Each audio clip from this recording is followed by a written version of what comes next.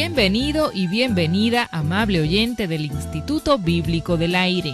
Continuamos avanzando en la serie de estudios sobre el Antiguo Testamento. Nuestro interés es que usted obtenga un mayor conocimiento de la Palabra de Dios. Acompáñenos a descubrir enseñanzas extraordinarias. Ya Alberto Valle está listo para presentarnos la lección de este día. Preste mucha atención.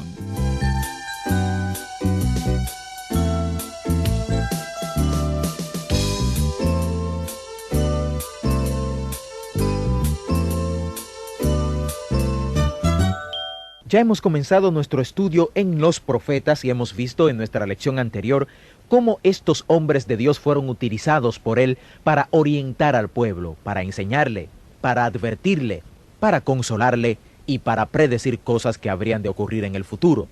En esta ocasión vamos a ver algunas cosas que son muy interesantes mientras vemos a cada uno de estos profetas que son mencionados en la Biblia, la palabra de Dios.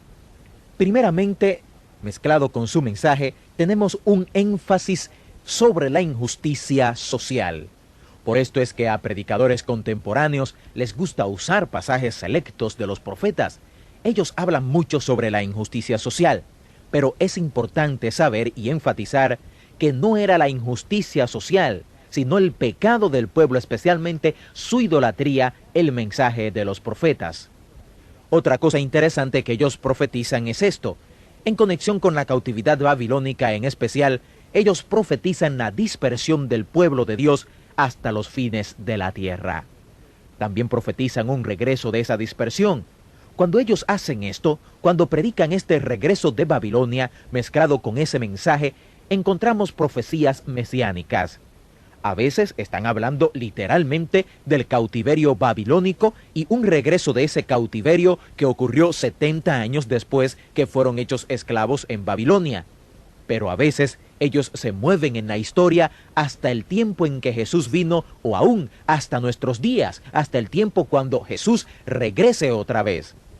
Y tenemos estas grandes profecías mesiánicas que dicen que la solución de Dios va a venir a través de este Salvador, su Hijo, Jesucristo.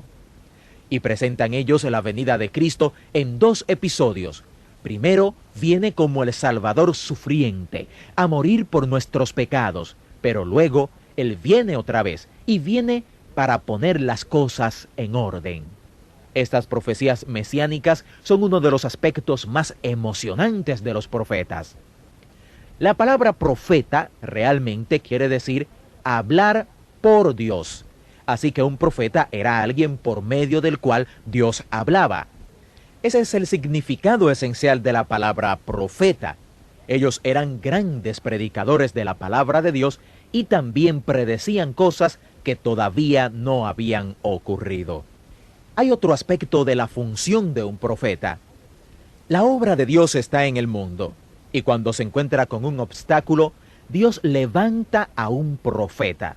Realmente la función del profeta es dar a conocer ese obstáculo o problema que está interfiriendo con la obra de Dios, hasta que ese obstáculo es removido, y cuando ese obstáculo es removido, la obra de Dios puede continuar. Esa es la verdadera función del profeta. Esto es verdad para todos y cada uno de los profetas que encontramos en la Biblia. Ahora, usted debe hacerse esta pregunta cuando estudie cada profeta. ¿Cuál es el problema que está impidiendo que la obra de Dios continúe cuando este profeta es llamado? ¿Y qué hizo el profeta para conseguir que ese problema fuera eliminado? Por ejemplo, en los días de Ageo, la obra de Dios era la reconstrucción del templo de Dios. Para poder reconstruir el templo, tuvieron que pasar mucha persecución. Tuvieron oposición cuando regresaron a reconstruir el templo después que se les permitió regresar del cautiverio babilónico. Pero cuando la persecución comienza, ellos detienen el trabajo y se distraen con las construcciones de sus propias casas. Esto lleva años hasta que Dios levanta un profeta llamado Ageo y Ageo predica la construcción del templo. Los exhorta a regresar al trabajo y reconstruir el templo. cuando dejaron su distracción y aclararon cuáles eran sus prioridades y pusieron a Dios primero, entonces la obra de Dios comenzó de nuevo y Ageo sale de la escena. Esto se ve en toda la literatura profética del Antiguo Testamento. Un paralelo a esto en el Nuevo Testamento es lo que llamamos las epístolas. En el Nuevo Testamento, la obra de Dios es la edificación de la iglesia. Cuando hay problemas, Dios levanta a un apóstol que escribe una epístola.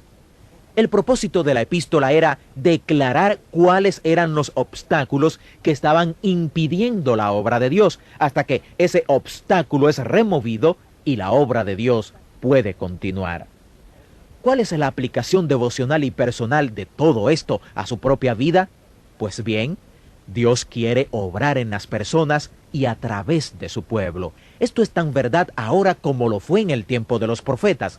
Si usted cree que la obra de Dios en su mundo, donde Dios le ha colocado estratégicamente, está siendo bloqueada por un obstáculo, si usted tiene la convicción de que Dios no está obrando como Él quiere obrar, ore hasta que sepa que ese obstáculo es removido.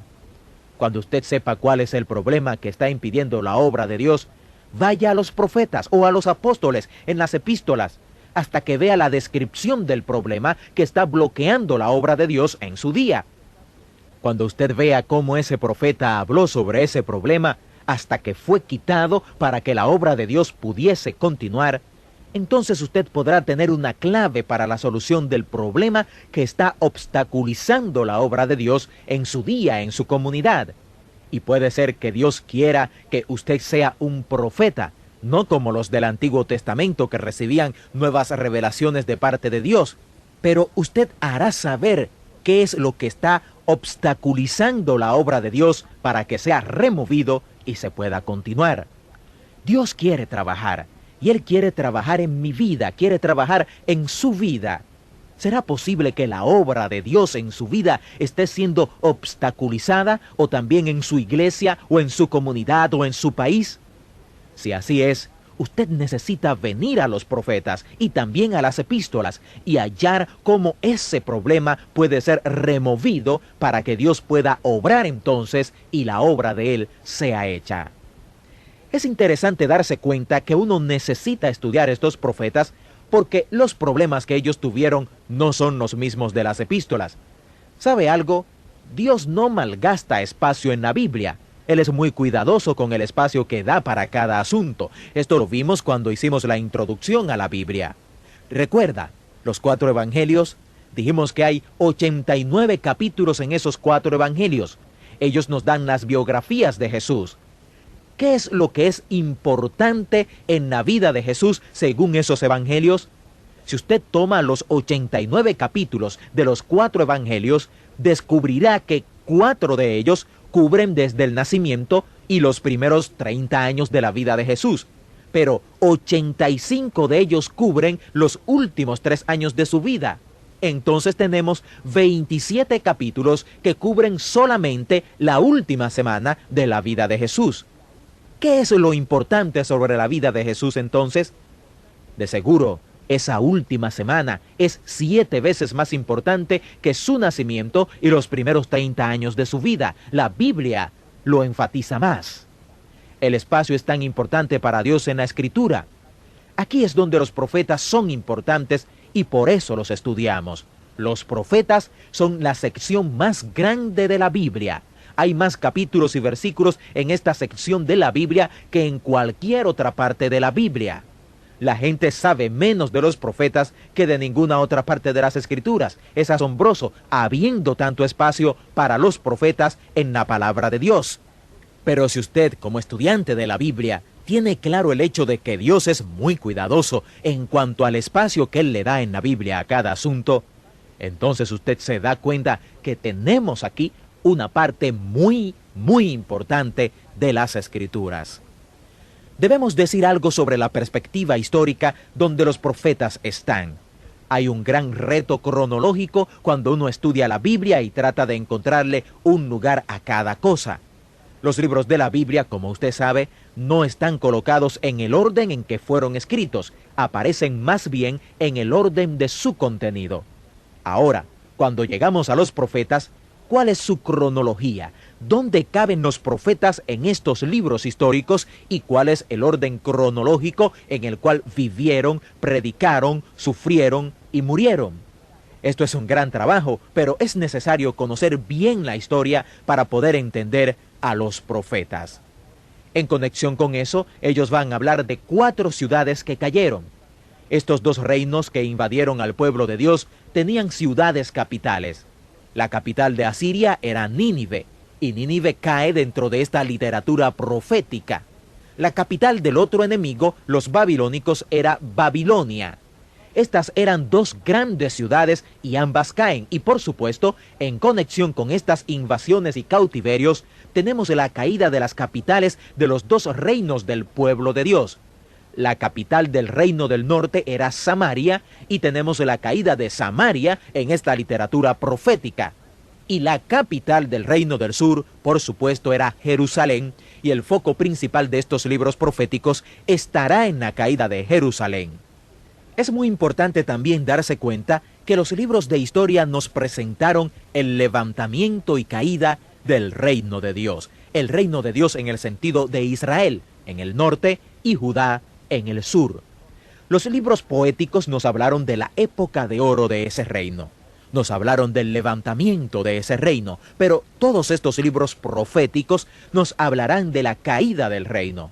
Todos estos profetas vivieron en un periodo de 400 años y nos hablarán de la caída del reino.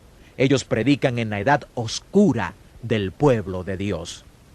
La aplicación de esta literatura profética es: venga a estos libros y busque la aplicación devocional del mensaje de cada profeta, pero también conozca a los profetas, porque ellos le enseñarán mucho con su vida, además de su mensaje. Gracias por haber participado en esta clase del Instituto Bíblico del Aire.